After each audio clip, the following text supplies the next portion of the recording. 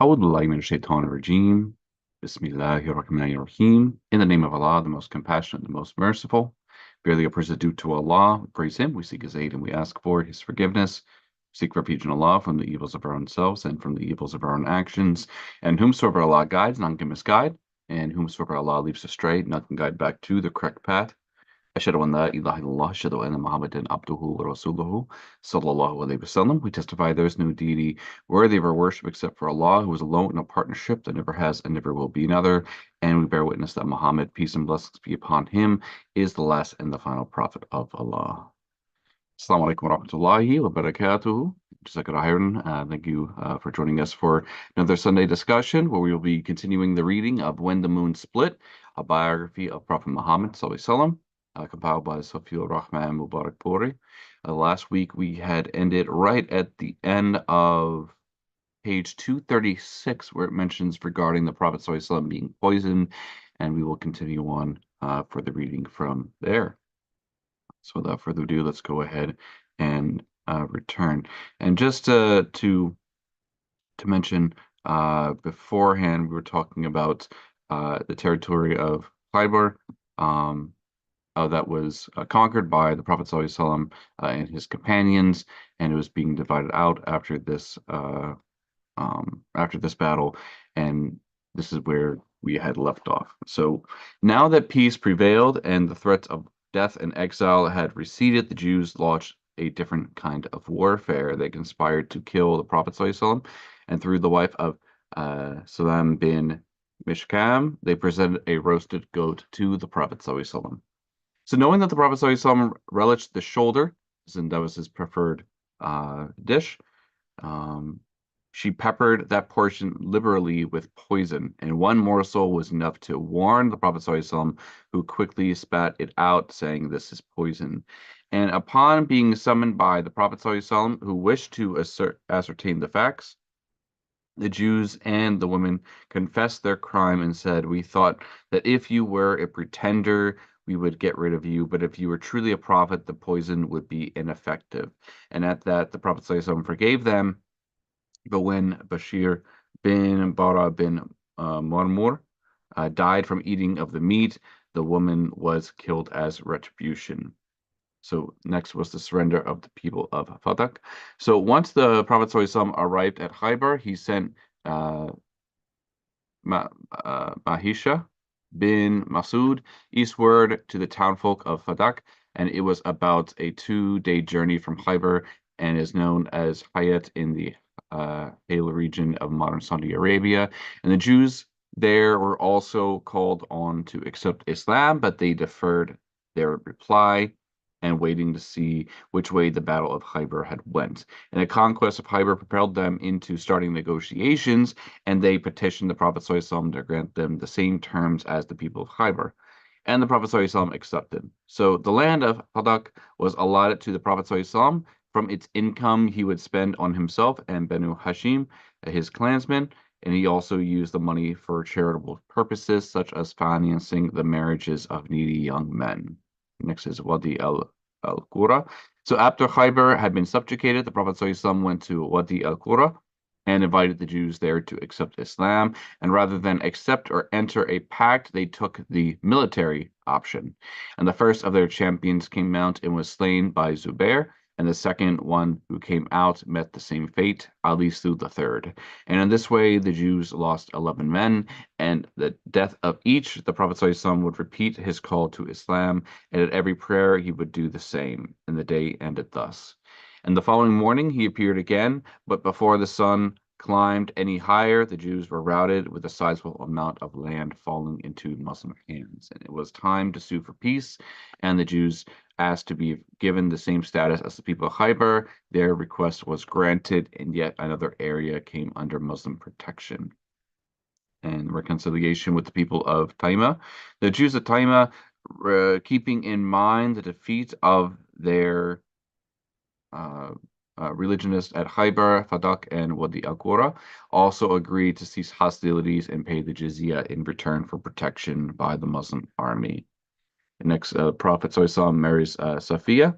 So once Khaybar and Wadi al-Qura were conquered and the inhabitants of Fadak and Taima had surrendered, the Prophet ﷺ began the journey back to Medina, and it was during this journey, passing through the valley of Saba, that he consummated his marriage with Safiya bin Hayya bin Akhtab, and when she was given prisoner after her husband's death, and when she was taken prisoner after her husband's death, the Prophet ﷺ gave her to Dia bin Khalifa Kalbi, but the other companions suggested that as widow of a chieftain, Sophia was more suitable for the Prophet ﷺ. So she accepted Islam at the Prophet ﷺ's invitation and thus won her freedom, and soon after she became the Prophet ﷺ's wife.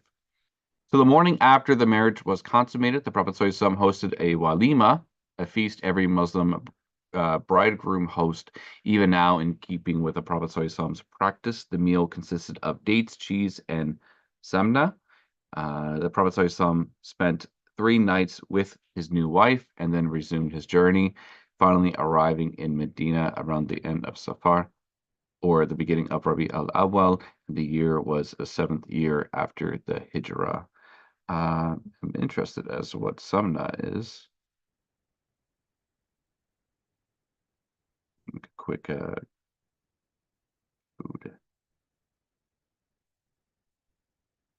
Samna, a butter fat.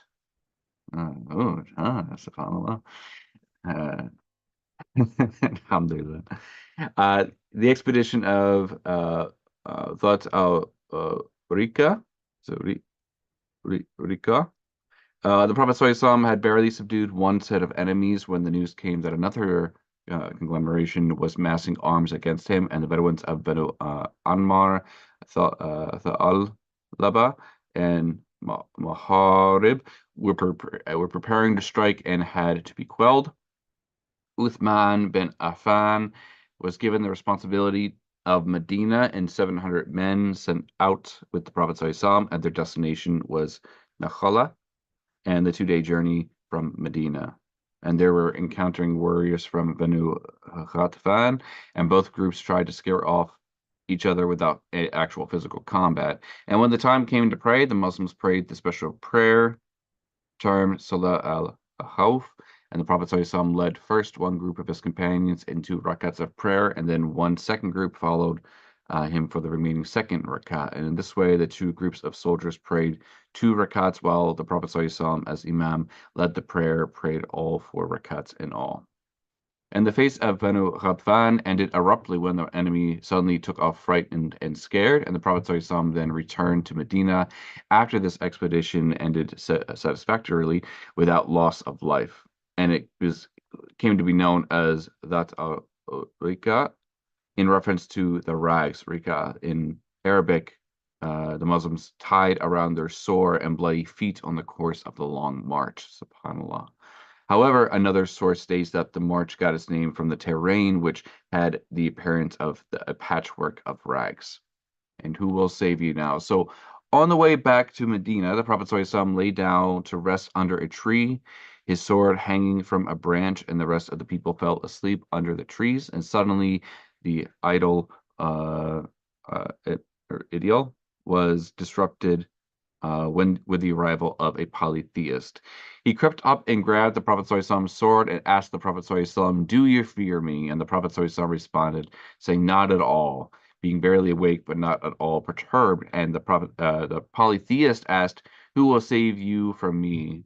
And the Prophet ﷺ replied calmly, "Allah." And the sword fell from the stranger's hand, and the Prophet ﷺ seized it and posed the same question to him, saying, "Who will save you from me now?" And the failed executioner said, "You have me now," and pleaded for mercy, and mercy was then shown. And then the Prophet ﷺ asked the man to place his faith in the oneness of Allah, but he demurred and pleaded instead never to fight the Muslims nor to support others against Islam.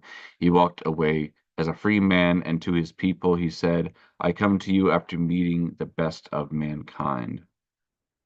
So lastly, the Umrah is finally performed. So a year had gone by since that treaty of Hudaybiyah, and in accordance with the pact, the Muslims were now free to set out for Umrah. And after handing over the affairs of Medina to Abu Raham Ghifari, The Prophet ﷺ started out for Mecca with 60 sacrificial camels under the care of Najaa bin Jundub as, uh, Aslami, and fearful of fresh treachery by the Quraysh, they carried weapons and 100 horses under the care of Bashir bin Sa'ad. And at Dhul Hulayfa, the party entered the state of consecration and put on ihram, and the Prophet ﷺ began chanting the talbiyah aloud. Labbaik, he cried to our Lord, here I am at your service, O Allah, he cried out, and his followers echoed his cries. And the journey to the house of Allah was formally begun, and when the pilgrims got to Hajun, they disarmed themselves and handed their weapons to Aus bin Huli al-Ansari, who, along with 200 men, was in charge of the weaponry, and these people would stay behind to form the defense while the others performed their religious duties. And as they neared Mecca, the pilgrims took with them only sheathed swords, adhering to the agreement of Hudaybiyah, and entered the city of Qada, which opened at Hajun, and mounted on their camels, Qaswa, flanked by his armed companions and chanting Labbaik, the Prophet ﷺ rode into the city. And thus they all moved towards the Kaaba, and the Prophet ﷺ touched the black stone with a stick. Still seated on Qaswa, he circumambulated the Kaaba, and the Muslims followed suit. And they circled around the Kaaba with their right shoulders uncovered in a display of their valor, and after all, they had won the right to worship Allah in his sacred mosque in full view of the pagans. And Abdullah bin Rawaha, moved ahead of the Prophet ﷺ and his sword across his shoulder as he recited the following couplets. Progeny of the unbelievers, step aside and make room, for all virtues lie in our Prophet ﷺ. Today we shall smite you at his command, upon whose revelation we smote you before. We will smite you to dislodge your skulls and make friends oblivious of friend. And the polytheists sat on Mount Gayika, north of the Kaaba, observing the newcomers in amazement and reluctant admiration. And they had heard that the pilgrims were a sickly lot reeling under the fevers rampant of Yathrib, as they were still referred to Medina. But what they saw was different. These were not feverish, emancipated men, but proud, sturdy warriors who compared with the best of their own. Thus, the Prophet ﷺ's strategy succeeded. Well aware of the mentality of the Quraysh, the Prophet had instructed his companions to run while performing circumambulation, and in order to show off their strength to the pagans. However, they were not to run between the Yemeni pillar and the Black Stone, for this portion lay south out of the polytheists' range of vision. So circumambulation began over, and the Prophet ﷺ performed sa'i, endeavor between the two hillocks of Safa and Marwa. And after completing 7 circuits, he arrived at Marwa, slaughtered his sacrificial animal, and shaved his head, and the Muslims followed him. And after that, the Prophet ﷺ sent some to Yajaj, to take charge of the weaponry, so that those who had left there could now perform their Umrah. For 3 days, the Prophet ﷺ stayed in Mecca, and during this period, he married Maymuna bint al-Harith Hilaliya, widow of Hamza bin Abdul Muttalib and the aunt of Ibn Abbas. And when she received the Prophet ﷺ's proposal, she entrusted it to Abbas, who then gave her hand in marriage to the Prophet ﷺ. And the Prophet ﷺ, of course, was out of ihram at the time, for his first act had been to complete Umrah and to come out of the state of consecration. And on the in the morning of the 4th day, the Prophet ﷺ began the journey back to Medina. His first halting place was Sarf, 9 miles from Mecca, and it was there that Maymuna was sent out to him as a bride, and Allah has decreed that Maymuna would later die at Sarf and be buried there at the same place where she had become the bride of the Prophet ﷺ. So back in Medina, the Prophet ﷺ was again swamped by the state of affairs. He sent several armed missions, the most important among them being the expedition to Muta and to Dhat al-Salasil. So the first expedition to Muta, in the section of the Prophet ﷺ's letters to the various kings and pontiffs, we had mentioned that Harith bin Umair Azdi The Prophet ﷺ's envoy to the ruler of Basra was slain en route by Shorabil bin Amr Ghassani, and the Prophet ﷺ took the killing as an act of war and readied a force of 3,000 men under Zayd bin Haritha. And he nominated Jafar bin Abi Talib and Abdullah bin Rawaha to take charge in consecutive order in case Zayd fell in battle, and the Prophet ﷺ prepared a white standard and handed it to Zayd bin Haritha. And he instructed Zayd to go to the area where Harith had been martyred and to invite the populace to Islam. And the Muslims were to fight only if the people rejected the call.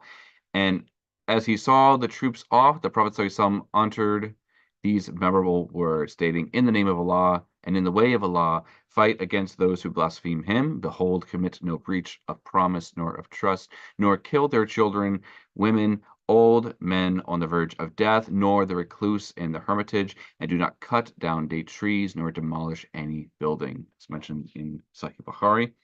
And the Prophet ﷺ escorted the troops to Thaniyat al-Wada and then bade them farewell. And the army pitched its tents at Ma'an in southern Jordan, and there they found that Heracles was stationed close by at Ma'ab with 100,000 forces, and another 100,000 Christians had joined their forces. And the news concerted the Muslims, who were unsure of what to do, and for 2 nights they sat conferring about the situation, wondering whether to wade into the battlefield outnumbered and or to send for reinforcements. Then Abdullah bin Rawaha made this impassioned speech to his brother Muslims, saying, "Men, you evade that by Allah for which you came out martyrdom. We do not fight the enemy on the strength of our power. We fight them with the religion we have been granted by Allah. Come, we shall profit both ways. Either we win or we court martyrdom." And the men pondered over his speech and said, "Ibn Rawaha speaks the truth." Thus they forged ahead and pitched their tents at Muta, where they took up their positions and prepared to meet the enemy. And fierce fighting broke out, one of the most striking yet little mentioned engagements in human history, when 3,000 soldiers from the nascent Muslim state challenged the might of 200,000 heavyweights of the Roman Empire, and the Roman army lumbered on, fighting the whole day, but utterly failing to break a small but formidable side, and their array of weaponry failed to give them the edge because they lost their best fighters. And the standard of the Muslim detachment was held by Zayd bin Haritha. He kept fighting ferociously until he was pierced by the enemy lances, and the standard was then taken up by Jafar. And as the battle surged to the bloodiest and fiercest points, he jumped off his charger and pounced on his enemies. And when his right hand was hacked, Jafar took the standard in his left hand, and it was too then cut off. He took the standard in his lap to keep it aloft. And Jafar remained on the battlefield until more than 90 wounds were inflicted on his chest, and he succumbed to them to join the rest of the Muslim martyrs. And the Prophet ﷺ standard was then taken up by Abdullah bin Rawaha, and he moved ahead and then dismounted from his horse and pressed onward until he too attained martyrdom. And Thabit bin Arkam, who was nearby, flew to the side of the sinking Abdullah bin Rawaha to save the Prophet ﷺ standard from fluttering down to the ground, and it was he who asked the Muslims to nominate by consensus Rawaha's successor, and their choice was Khalid bin Walid, who had been so often proved his strength against them as a general for the Quraysh, and thus the standard was transferred then to Khalid, who became to be known as one of the swords of Allah. And Khalid advanced towards the Romans and fought against them with such fierceness that 9 swords were broken at his hands. And sitting in Medina that same day, the Prophet ﷺ was inspired by Allah with the knowledge of the events of the battlefield far away in Muta, and he gave the people the news of the martyrdom of the 3 Muslim commanders and informed them that the command had been handed over to Khalid bin Walid, whom he referred to as one of Allah's swords. And as the sun set, both armies went back to their respective camps. And the following morning, Khalid bin Walid changed the order of his troops. He put the frontline soldiers behind while the rear guard was brought forward, and the soldiers on the left flank were put to the right, and those on the right were moved to the left. And the Romans were misled into thinking that fresh reinforcements had arrived, and they were completely dismayed at this development. And after a mild skirmish, Khalid ordered his troops to retreat, but the enemy dared not advance, for they thought the Muslims' retreat was a ruse, and thus the Muslims drew closer to Muta, and the skirmishes continued for 7 days until both sides retreated and the battle ended, and in part because the Romans thought that the Muslim troops were receiving continual reinforcements, and they feared that the Muslims planned to lure them into the desert from where it was almost impossible to come out safe. So the mission of That al-Salasil. This expedition was named after the stream and the tract of land where the Muslims troop camped, and they took place in Jamadi al-Akhir, the 8th year after the Hijrah. And the pro-Roman stand in the Syrian Arabs during the engagement of Mu'tah had proved to be nearly disastrous for the Muslims, and the Prophet ﷺ decided that they had to be neutralized. So to this end, 1 month after the encounter of Mu'tah, he dispatched a delegation of 300 men under Amr bin As, and 30 horses were also sent with the men whose mission was to win over the Bala clan, to which Amr's paternal grandmother belonged to. And if they failed to secure a guarantee of neutrality in future conflicts, the Muslims were to launch a punitive strike against Bala for siding with the Romans. And as Amr and his men drew near Syria, they learned that the Syrians were already massing a sizable army of their own. Amr sent for reinforcements, and the Prophet ﷺ accordingly sent 200 prominent fighters headed by Ubaidah bin Jarrah, but Amr bin As remained commander-in-chief and imam. And after the arrival of the reinforcements, the Muslim troops overran a large area of Qada, and when they came across an enemy detachment, they attacked and the enemy scattered. And next is the battle for Mecca. So in Ramadan, the 8th year after the Hijrah, Allah subhanahu wa ta'ala honored his messenger with the conquest of Mecca. And the event was the greatest history in the history of the faith. And through it, Allah subhanahu wa ta'ala elevated and exalted his religion and his Prophet sallallahu and liberated his sacred mosque and his city from the infidels. And the conquest of Mecca led to people entering Islam in multitudes. So the seeds of the battle lay in the Treaty of Hudaybiyah. So according to its terms, all parties were free to enter alliances with either the Quraysh or the Prophet, sallallahu, and accordingly, Banu Khuzah, as previously mentioned, sided with the Muslims, while the rivals Banu Bakr entered a pact with the Quraysh. And the Banu Bakr and Banu Khuzah had been feuding long before the advent of Islam and were in the midst of a rare peaceful interlude during the campaign of Hudaybiyah. And with the mighty Quraysh on their side, the Banu Bakr decided to capitalize on their strength. And in Shaban, the 8th year after the Hijrah, they made a night raid on Banu Khuzah as they camped at a spring called Watir. And Banu Bakr killed more than 20 men of Banu Khuzah and drove the rest into Mecca. And contravening all rules, they fought them even inside the sacrosanct city with the support of the Quraysh, who clandestinely helped them with men and materials. And since Banu Khuzah were bound in an alliance with the Muslims and some of their men had embraced Islam, they reported the clash to the Prophet ﷺ, who assured them, "By Allah, we shall protect you with what we protect ourselves." And the Quraysh, on the other hand, knew that they had transgressed greatly and grew worried about the possible consequences of violating this treaty.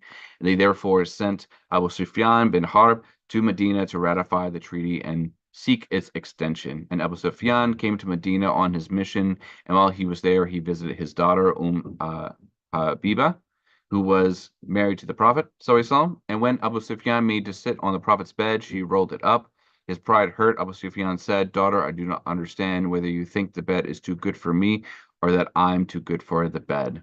And she replied, "The fact that it is the Prophet ﷺ's bed and you are an unclean polytheist." He said, "By God," Abu Sufyan stung at his daughter's succinct and unflattering description of him. "Evil has come over you since you left me." And Abu Sufyan then went to the Prophet ﷺ and talked to him about ratifying the treaty, but he did not receive a reply.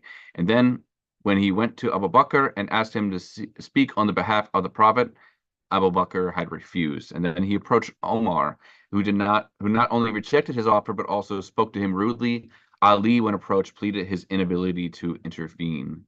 And he suggested that Abu Sufyan simply announce a general cessation of hostilities and leave. And Abu Sufyan proceeded accordingly and returned to Mecca. So the Prophet ﷺ, on the other hand, had started preparations for war. He issued orders to his companions and had the news announced amongst the Bedouins on the outskirts of Medina, even as he enjoyed secrecy. He prayed, O Allah, confound the spies and the informers of the Quraysh, that we may take them by surprise in their own lands. And in order to mislead the enemy, the Prophet ﷺ sent Abu Qatada towards Batan Adam so that everyone would assume that he had that territory in mind. And Khatib bin Abu Balta'a, however, wrote a letter to the Quraysh informing them that the Prophet ﷺ intended to attack Mecca. And he handed the letter to a woman, promising to pay her for delivering it to the Quraysh. And the Prophet ﷺ, who had received divine revelation about Khatib's treachery, set off Ali, Maqdad, Zubair, and Abu Morthad Ghanwi in pursuit of this woman, and he said to them, "Ride until you come to the meadow of Khacha, and there you will find a woman traveling on a camel. She has a letter which you must take from her." So they went off to find the woman who denied having such a letter with her. And only after the men threatened to search her person did she draw the letter out from her tresses and hand it over to them. And the company took the letter and returned to the Prophet ﷺ, who summoned Hatib, and the Prophet ﷺ, "What's this, Hatib?" Hatib offered him this explanation.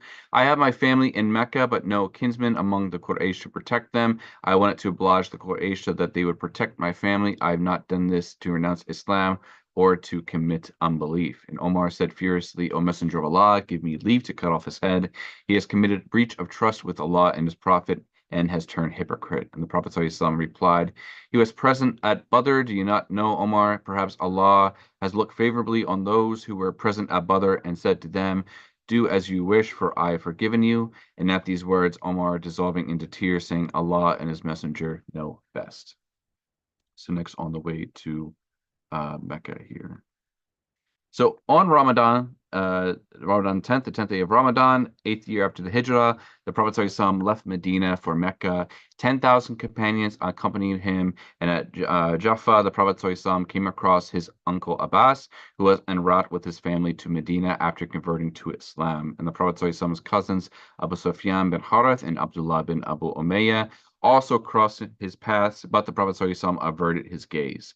And both men used to lampoon him viciously, and with their words had wounded the Prophet ﷺ. And at this, Salama commented to the Prophet ﷺ, "It is not fitting that your cousin should be the only unfortunates."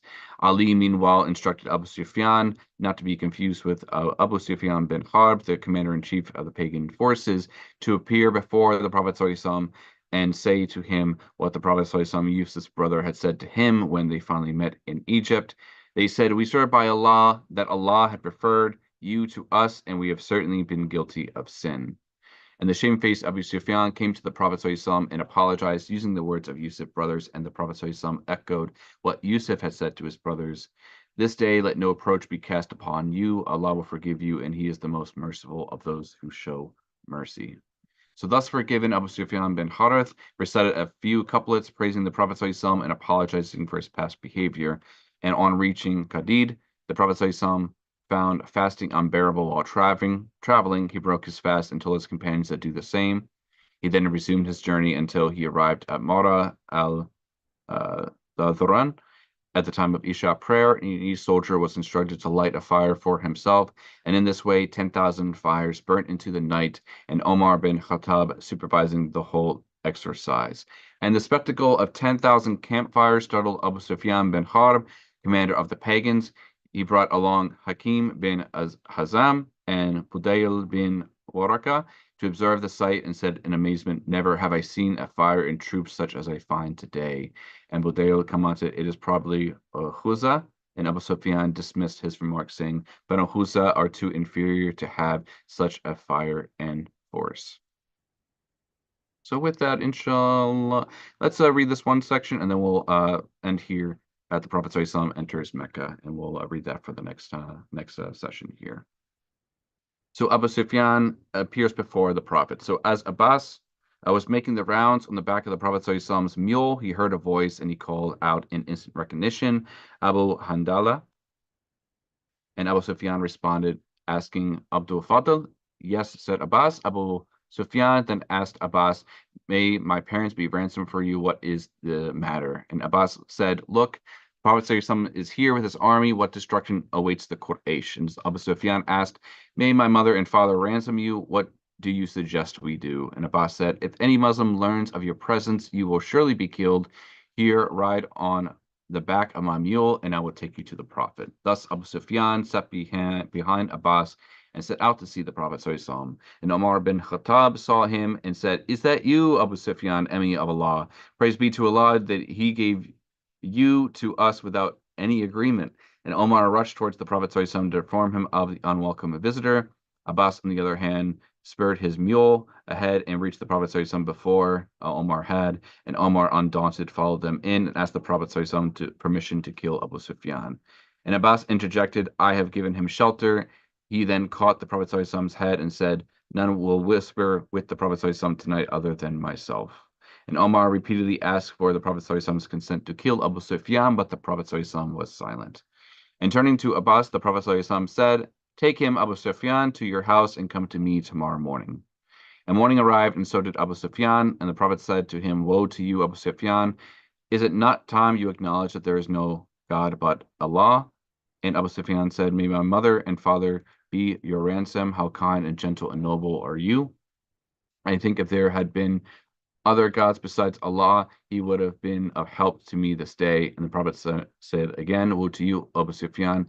Is it not time that you acknowledge me as Allah's prophet and messenger?" And Abu Sufyan said, "I still have some doubt as to that." And Abbas intervened, saying, "Embrace Islam before you lose your head." And Abu Sufyan then recited the confession of faith, and thus he entered Islam. And Abbas said, "O Messenger of Allah, Abu Sufyan loves honor. Bestow on him some honor." And the Prophet ﷺ said, "Very well then, anyone who enters Abu Sufyan's house is safe. He who shuts his door upon himself is safe, and he who enters the sacred mosque is safe." And with that, we'll go ahead and end at page the middle of 251, where the Prophet ﷺ then enters Mecca. We will continue in the following week. Allahumma subhanahu wa bihamdi ashhadu an la ilaha illa anta astaghfiruka wa atubu ilaik. Assalamu alaikum wa rahmatullahi wa barakatuhu.